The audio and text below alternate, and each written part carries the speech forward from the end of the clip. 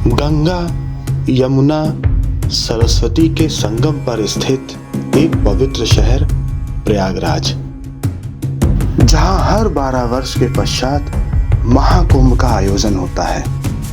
एक ऐसा शहर जिसकी महत्वपूर्णता को अंग्रेज तो क्या अकबर बादशाह ने भी पहचाना, तभी यहाँ पर अकबर किले का निर्माण कराया। इतना ही नहीं, यही वो शहर है जिसे एक दिन के लिए ही सही पर भारत की राजधानी होने का गौरव प्राप्त है। एक ऐसा शहर जहां पर आजादी के पहले कांग्रेस के 3 अधिवेशन हुए और यहीं के एक पार्क में चंद्रशेखर आजाद जी शहीद हुए। इतना ही नहीं, भारत के प्रथम प्रधानमंत्री पंडित जवाहरलाल नेहरू हों या फिर सदी के महानायक अमिताभ बच्चन जी हों, उनका जन्म भी यहीं हुआ। तो चलिए आज के इस सफर में हम करीब से जानेंगे प्रयागराज को और समझेंगे भारत में प्रयागराज की महत्वता को।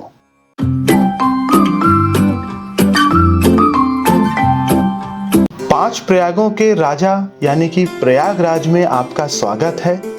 प्राचीन काल में इस शहर को प्रयाग यानी कि बहुयज्ञ स्थल के नाम से जाना जाता था। एक मान्यता के अनुसार परमपिता ब्रह्मा ने सृष्टि की रचना के पश्चात सर्वप्रथम यहीं पर यज्ञ किया था, जिस वजह से इस स्थान का नाम प्रयाग पड़ा। प्रयाग में प्रा का अर्थ होता है प्रथम और याग यज्ञ से लिया गया है। प्रयाग क्षेत्र पूर्व से मौर्य एवं गुप्त साम्राज्य के अंश एवं पश्चिम से कुषाण साम्राज्य का अंश रहा। बाद में यह कन्नौज साम्राज्य में आया। 1526 में मुगल साम्राज्य के भारत पर पुनः आक्रमण के पश्चात प्रयागराज मुगलों के अधीन हो गया। अकबर ने जब 1575 में इस क्षेत्र का दौरा किया तो वह इस स्थल की सामरिक स्थिति से काफी प्रभावित हुए, जिसके परिणाम स्वरूप उन्होंने यहाँ पर एक किले का निर्माण कराया और 1584 में प्रयागराज का नाम बदलकर इलाहाबाद यानी कि ईश्वर का निवास कर दिया, जो बाद में बदलकर इलाहाबाद हो गया। समय के साथ इलाहाबाद का नाम परिवर्तित होता रहा।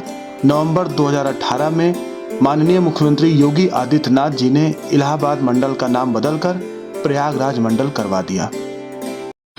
तीर्थों के राज यानी कि प्रयागराज में आपका स्वागत है। और इस समय हम खड़े हैं भरद्वाज आश्रम के पास। ऋषि भरद्वाज प्रयागराज के पहले नागरिक माने जाते हैं। भगवान राम जब अयोध्या से निर्वासित हुए तो भरद्वाज आश्रम में ही आए थे और उन्हीं की ज्ञान प्राप्ति के पश्चात, उन्हीं के आदेश के पश्चात उच्चितपुर में जाकर बसे। तो ऐसी है हमारी प्रयाग नगरी। बहुत अच्छा लग रहा है मुझे यहाँ आकर। दोस्तों, सुबह का समय है और हम लोग विजिट करने जा रहे हैं एक ऐसे पार्क में जहां भारत के वीर सपूत चंद्रशेखर आजाद जी ने मां भारती को अपने प्राणों की आहुति दे दी। चलिए चलते हैं उस स्थल और उस पवित्र जगह का दर्शन करते हैं। चंद्रशेखर आजाद पार्क 133 एकड़ में फैला हुआ प्रयागराज का सबसे बड़ा पार्क है। 1870 में प्रिंस अल्फ्रेड के प्रयागराज आगमन के सम्मान में इस पार्क का निर्माण किया गया, जिस वजह से इस पार्क का नाम अल्फ्रेड पार्क या कंपनी बाग रखा गया। बाद में आजादी के पश्चात पार्क का नाम बदलकर चंद्रशेखर आजाद पार्क रख दिया गया। दोस्तों, इस समय हम लोग खड़े हैं आजाद पार्क में स्थित यहाँ का एक फेमस संग्रहालय को विजिट करने। इलाहाबाद संग्रहालय अब फेमस है चंद्रशेखर आजाद के लिए कि यहाँ पर उनकी वो जो गन जिससे उन्होंने खुद को इस देश के लिए न्यौछावर किया, उसकी रिप्लिका यहाँ रखी हुई है। चलिए अंदर चलते हैं और देखते हैं कि यह संग्रहालय अंदर से कैसा है।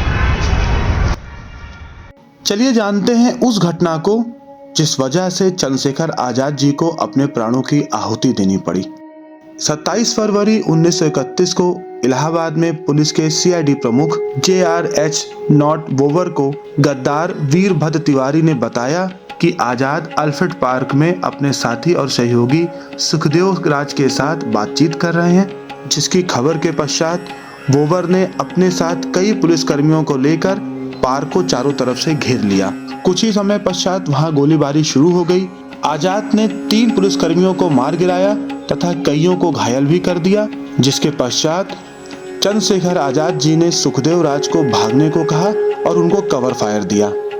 एक लंबी गोलीबारी के पश्चात हमेशा आजाद रहने और कभी भी जीवित न पकड़े जाने की अपनी प्रतिज्ञा को निभाते हुए उन्होंने अपनी बंदूक की आखिरी गोली से खुद को सिर में गोली मार ली, जिससे उन्होंने मां भारती के लिए अपने प्राणों की आहुति दे दी। दोस्तों, हम लोग म्यूजियम से निकल कर आ चुके हैं। करीब 1 घंटे हम लोग म्यूजियम के अंदर थे और जो एक बात मुझे यहाँ की सबसे अच्छी लगी कि चंद्रशेखर आज़ाद जी की जो पिस्टल है जिससे उन्होंने अपने आप को इस देश के लिए न्यौछावर किया था, उसकी रिप्लिका यहाँ पर थी। उनसे जुड़े हुए उनके सामान, उनकी कहानियाँ यहाँ प्रस्तुत की जा रही थी, जो कि देखने में बहुत आकर्षक थी।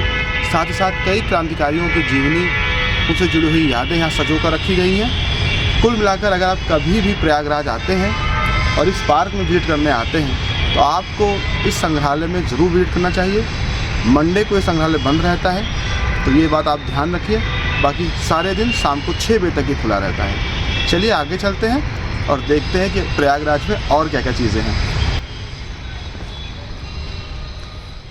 प्रयागराज अपनी पढ़ाई तथा कॉलेज यूनिवर्सिटी के लिए शुरू से ही काफ़ी मशहूर है।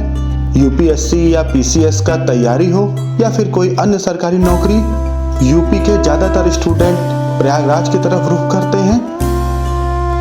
सामने जो आप यूनिवर्सिटी देख रहे हैं यह है इलाहाबाद यूनिवर्सिटी, जिसका निर्माण सन 1887 में किया गया, जो कि भारत की चौथी सबसे पुरानी यूनिवर्सिटी है।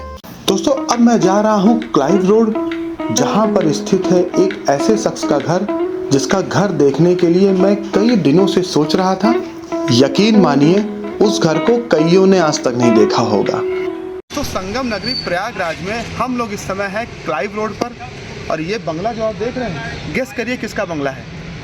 मैं क्लू दूं, सदी के महानायक, तो आप समझ गए होंगे, one and only Amitabh Bachchan ji का यहाँ पर उन्होंने अपना जन्म लिया। ये उनके पिता हरिवंश राय बच्चन जी का घर है। अभी ये घर रेंट पे उठा हुआ है। आप अगर देखिए तो बहुत चौराहा दिखाई पड़ रहा है, क्लाइव रोड का चौराहा है। वहाँ से जैसे ही थोड़ा इंटर करेंगे ये दूसरा बंगला है। बहुत ही शानदार एक्सपीरियंस है, बहुत अच्छा लग रहा है। अब मैं ये महसूस कर पा रहा हूँ, मैं सोच रहा हूँ कि इसी आंगन में अमिताभ बच्चन जी खेलते रहे होंगे, यहीं पे वो अपने खिलौनों के साथ साइकिल चलाते होंगे या अपने बैट बॉल खेलते होंगे।